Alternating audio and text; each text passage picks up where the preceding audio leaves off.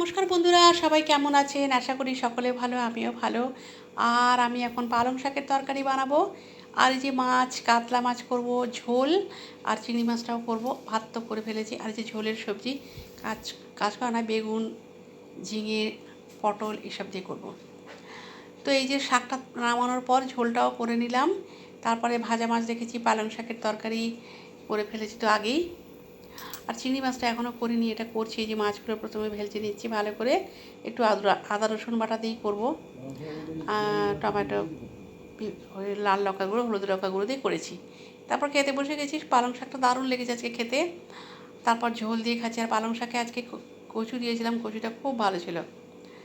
তারপর সন্ধ্যা দিলাম। ভাত টাত খাওয়ার পর বিশ্রাম নিয়েছি। সন্ধ্যা দিয়ে ছেলের জন্য একটু চিড়ে ভাজা বানিয়ে দিচ্ছি।